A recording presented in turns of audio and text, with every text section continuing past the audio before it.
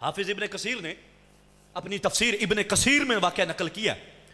रोम के साथ जंग थी जनाबे वाला, और यह रोम उस वक्त का सुपर पावर था, उस वक्त की सबसे बड़ी ताकत रोम था। हजरत सैयदना फारूक आजम का जमाना है, रोम के साथ जंग है।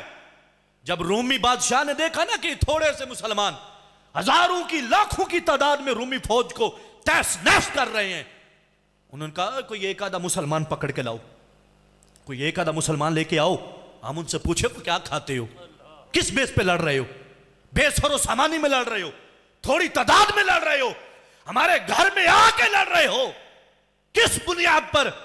वो तुम्हें जिंदगी की कोई फिक्र नहीं? कोई एक मुसलमान पकड़ के लाओ, मैं इंटरव्यू करना चाहता हूं, मैं पूछना चाहता हूं इनके पीछे कुव्वत कौन सी है जो इनको लड़ा रही है। लाखों के मुकाबले में हजारों में खड़े हुए और मर हमारे ही रहे, और इनको परवाह कोई नहीं है, इनके शहीद होते भी हैं, ये नारा तकबीर लगा के दोबारा जोश में आ जाते। वजह क्या है? रूमी बादशाह के पास मुसलमानों में से एक पकड़ के लाया गया, और वो थे साहबी रसूल हजरत हुजाफा अब्दुल्ला बिन हुजाफा साहमी रदी अल्लाह तआला अन्हु। जब आप रूमी बादशाह के सामने पेश हुए ना, तो कहने लगा तनस्सर, नसरानी हो जाएं, क्रिश्चियन हो जाएं, क्रिश्चियन हो जाएं। अगर आप क्रिश्चियन हो जाते हैं तो मैं अपनी बेटी की शादी तुम्हारे साथ कर दूंगा। मुसलमान को खरीदना चाहते थे, लेकिन मैं बताना चाहता हूं वो आज के मुसलमान नहीं थे जो प्लेट पे बिक जाएं और सुन्नी मजलिस महफिल को छोड़ के शिया मजलिस में जा बैठे। वो मुसलमान थे जिनकी तरबियत मुस्तफ़ा जाने रहमत ने की हुई थी।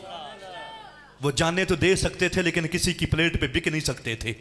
उन्होंने जाने दी हैं लेकिन कुफर को राजी करने के लिए एक लम्हा भी पेश नहीं किया है। आज कुछ लोग सहाबा का ईमान चेक कर रहे होते हैं। तुम्हारी औकात ही क्या है, तुम सहाबा का ईमान चेक करो।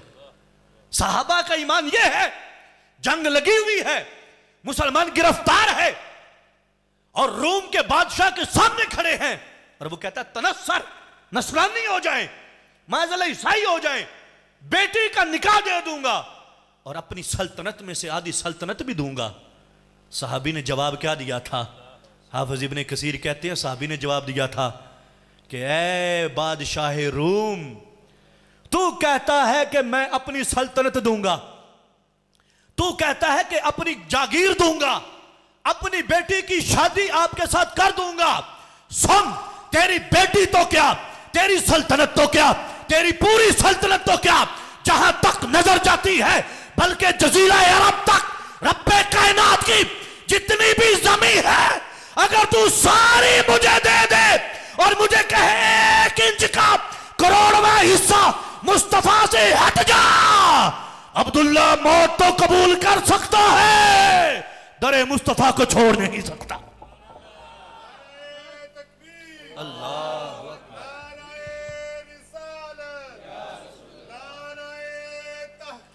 हक जारिया लब्बैक या रसूल अल्लाह, लब्बैक लब्बैक या अक्सा, लब्बैक लब्बैक या अक्सा। जनाबे वाला उसने कहा तनस्सर, नसरानी हो जाए माज़अल्लाह, बेटी भी देता हूं, आधी सल्तनत भी देता हूं। फरमाया तू कायनात की सारी सल्तनत मुझे दे दे और कहे कि मुस्तफा जाने रहमत के दीन से हट जा, तो कहने लगे तुरफत आईन, आंख चपकने का लम्हा भी मुस्तफा को छोड़ नहीं सकता, नहीं छोड़ सकता। उसने कहा मरने के लिए तैयार हो जाओ। फरमाया ठीक है, आज सितमगर हुनर आजमाए, तू तीर आजमा हम जिगर आजमाए। ठीक है, 2 मौत कबूल है। उसने सरेआम चौक के अंदर फांसी का इंतजाम किया। हाफिज इब्ने कसीर ने बड़ी तफसील के साथ लिखा है, लिखते हैं कि उसने फांसी का इंतजाम किया चौक के अंदर, अपने किले के, अपने शहर के सारे लोगों को इकट्ठा किया कि एक मुहम्मदी को हम माज़अल्लाह शहीद करने लगे। और आपके पता है ये दस्तूर होता है, जब किसी को फांसी दी जाती है तो उसके सर पर कपड़ा डाला जाता है। हज़रत अब्दुल्ला रज़ियल्लाहु तआला अन्हु के सर पे उसने कपड़ा नहीं डाला, सामने खड़ा कर दिया और 4-5 तीर अंदाज सामने खड़े कर दिए, और तीर अंदाजों को कहा है कि तीर लगना नहीं चाहिए, कोई इधर से जाए कोई इधर से जाए, डराना है। डराने के बाद इससे कहूंगा कि मोहम्मद मुस्तफा के दीन को छोड़, फिर देखते हैं क्या करता है, इसका ईमान तो चेक करें कितना ईमान है। कहते हैं हजरत अब्दुल्ला को खड़ा किया, तीर अंदाजों ने तीर चलाने शुरू कर दिए, एक तीर इधर से जा रहा है, दूसरा इधर से जा रहा है, कोई इधर से जा रहा है, कोई इधर से जा रहा है।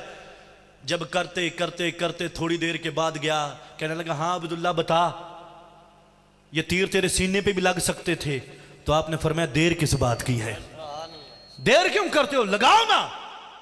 उसने कहा इसको कैद खाने में डाल दो, कुछ ना कुछ तो होना चाहिए, मैं इसको दीन मुस्तफा से फेरूंगा, माज़अल्लाह मैं अपनी तरफ लेकर आऊंगा।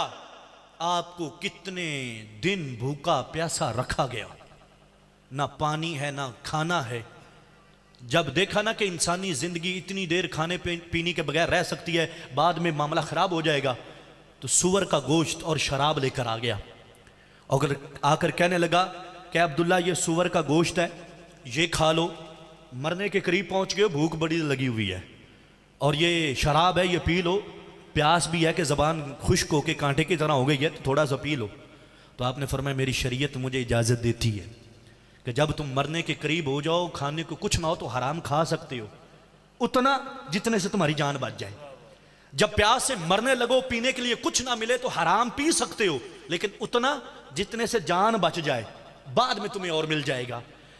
जिस स्टेज पे इस वक्त मैं हूं, जो मेरी भूख है, जो मेरी प्यास है, जो मेरी हालत है, अगर मैं बकदरे जरूरत ये सूअर खा भी लूं और बकदरे जरूरत मैं ये शराब पी भी लूं, मेरे नबी के दीन में इतनी मेरे लिए नरमी है कि मुझ पर कोई फतवा नहीं आएगा। लेकिन याद रख, ये जान दी तो जा सकती है, तुझे खुश नहीं किया जा सकता। कल को तुम ये नहीं कह सकते मोहम्मद अरबी का दीवाना था, हमने बहका लिया था, और मौत कबूल है, अपने दीन से बगावत कबूल नहीं है, नहीं है, नहीं। बोले सुभान अल्लाह।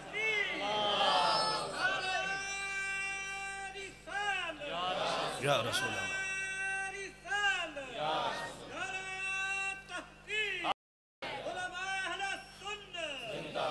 जनाबे वाला ये ईमान था जो लड़ाता था। आज ईमान का मेयार देखो, आज कमजोरी इतनी आ गई है। फलस्तीन के लिए बात कर दी हमने, हमारे मोहल्ले के पूरे बंदे सुनने के लिए नहीं आए कि फलस्तीन के दुख लेके आए। ईमान कमजोर हो गया हमारा। कुरान वही कुरान है जिसको सिद्दीक़ अकबर तिलावत करते, फारूक आजम, उस्मान गनी, मौला अली, सहाबा इकराम, अहले बैत अतहार तिलावत करते और दुश्मन पे चढ़ जाते। कुरान की ना नूरानियत में कोई कमी आई है, ना इसके जज्बे में कोई कमी आई है। अल्लाह के फजल करम से कुरान आज भी ताबनाक है, आज भी रूहानियत देता है, आज भी नूरानियत देता है। कमजोरी आई तो हमारे उस सीने में आई जिसने कुरान को समाना था, इसको महफूज करना था, इस पे अमल करना था। सुस्त हम हुए हैं। हज़रत हुज़ैफा रज़ियल्लाहु तआला अन्हु जब यह मामला भी हुआ, उसने कहा यार क्या बंदा है, ये क्यों काबू में नहीं आ रहा। एक बहुत बड़ा कड़ा समझते ना, बहुत बड़ा सा पतीला सा, उसमें तेल डाला गया, उसके नीचे आग लगाई गई।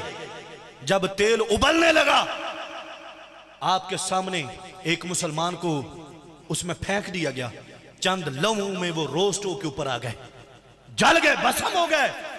कहने लगा अब्दुल्ला आखिरी बात है, आखिरी बात है, अभी भी मान जाओ तो मैं छोड़ दूंगा, अभी भी मान जाओ, सब कुछ दे दूंगा, वरना इस कड़ा में डाल दिए जाओगे। तो हजरत हुज़ैफा रज़ियल्लाहु तआला अन्हु की आंखों से आंसू जारी हो गए। तो उसने समझा कि अब शायद पिघल गए हैं, अब मान जाएंगे। आंसू निकल आए हैं ना, कमजोर पड़ गए हैं, दिल कमजोर हो गया है, अब ऑफर करता हूं। तो कहने लगा हाँ क्या मसला है। तो कहने लगे दुख की बात तो यह है, रब ने जिंदगी एक दी है, तू वो खत्म कर देगा, बात खत्म हो जाएगी। हाफिज इब्ने कसीर लिखते हैं, आप फरमाते अगर मेरी 1000 जान होती, तू मुझे इस कड़ा में डालता, मैं जल जाता, मैं फिर जिंदा होता, तू मुझे ऑफर करता, मैं मौत कबूल करता, 1000 बार मर जाता, लेकिन मुस्तफा की दहलीज से पीछे एक इंच भी नहीं होता। मैं, मेरे इमाम ने कहा था ना, करूं तेरे नाम पे ये जान फिदा, ना बस एक जान के 2 जहां फिदा, 2 जहां से भी जी नहीं भरा, करूं क्या का करोड़ों जहां नहीं। हजरत अब्दुल्ला बिन हुज़ैफा सहमी रज़ियल्लाहु तआला अन्हु ने कहा कि 1000 जानें भी होती, हर मर्तबा जल जाना तो कबूल करता, लेकिन मुस्तफ़ा की दहलीज से हट जाना कबूल ना करता। जनाबे वाला ये ईमान था, ये जज्बा था, ये उनके अंदर कुव्वत ईमानी थी जिसकी बुनियाद पर वो कुफार की आंखों में आंखें डालते थे। आज सूरत हाल गूनागू है, आज इतनी जबोहाली है कि हर कहता है मेरा दामन बच जाए, मेरा दामन बच जाए। फलस्तीन तो दूर की बात है, हाथों में हमारा कश्मीर है, हाथों में हमारा कश्मीर है। अरसा दराज हो गया, अरसा दराज हो गया, कर्फ्यू लगे हुए, उन बेचारों का कोई पुरसाने हाल नहीं। इनसे क्या उम्मीद रख के बैठे हो? ये हमारी उम्मीदों के महवर नहीं हो सकते। इन बदबख्तों के अंदर बुज़दिली ने डेरे लगा लिए हैं। सहाबा इकराम अलैहिम रिदवान, किसी एक जात का आप तज़किरा उठा के देखो, तुम्हें पता चलेगा ईमान क्या होता है और ईमान पर पहरा क्या होता है। वो थक गया, बड़े हरबे आजमाए बिलाकर थक गया। कहने लगा अब्दुल्ला सिर्फ इतना काम कर दे, मेरे माथे पे पेशानी पर बोसा दे दे, अपने लब मेरे माथे पे लगा दे, अगर तू मेरा माथा चूम लेगा मैं तुझे आजाद कर दूंगा। तो हजरत अब्दुल्ला कहने लगे ये होंठ इतने सस्ते नहीं है कि तेरे माथे तक चले जाए, ऐसे नहीं है।